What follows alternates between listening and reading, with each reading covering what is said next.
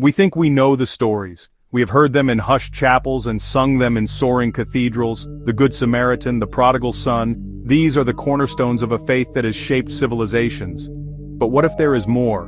What if, tucked away in the folds of ancient texts, and hidden between the lines of the most familiar verses, there are other messages? Secrets whispered to a chosen few, mysteries veiled in plain sight, waiting for us to find the key.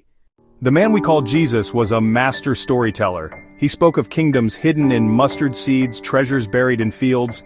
He painted pictures with words meant to stir something within us, to awaken a part of our soul that might be sleeping. Have you ever wondered why? Why not just state the facts plainly? Perhaps the greatest truths are not those that can be simply told, but those that must be discovered. Imagine listening to him speak, not in a grand temple, but on a dusty hillside. The sun is warm on your skin. These aren't grand pronouncements from a distant king. They are intimate, earthy stories designed to bypass the analytical mind and speak directly to the heart. One of the shortest and most overlooked parables, the parable of the leaven, or yeast. The kingdom of heaven is like leaven that a woman took and hid in 3 measures of flour till it was all leavened. That's it, the whole story. It's so simple that we might just read past it. Think about how yeast works. You knead a tiny amount into a large lump of dough. At first, nothing seems to happen, but slowly, imperceptibly, the entire batch begins to swell. It is transformed. It becomes lighter, larger, and ready to become bread that will nourish.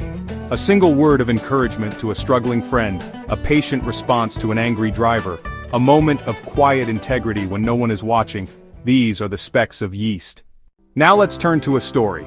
The parable of the unjust judge, also called the parable of the persistent widow. A widow keeps coming before a corrupt judge, demanding justice. The judge feared neither God nor man. He couldn't care less about her. But she is relentless. She returns day after day pleading her case. She refuses to give up.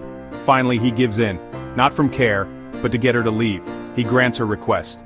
This parable speaks to anyone who feels unheard. An activist fighting for a cause that feels hopeless. A parent praying for a lost child. An individual struggling with chronic illness. The message: do not lose heart, do not give up. Persistence is not weak faith, it's strong faith. If these teachings are so profound, why aren't they front and center in every church service? As Christianity grew from a small, persecuted movement into the official religion of the Roman Empire, there was a tendency to favor messages that promoted order, structure, clear moral guidelines. Furthermore, some of these teachings were simply uncomfortable. God as a silent, hidden leaven is less comforting to some than the idea of God as a mighty king who will vanquish all enemies. Another factor is the nature of translation and interpretation. Every time a story is passed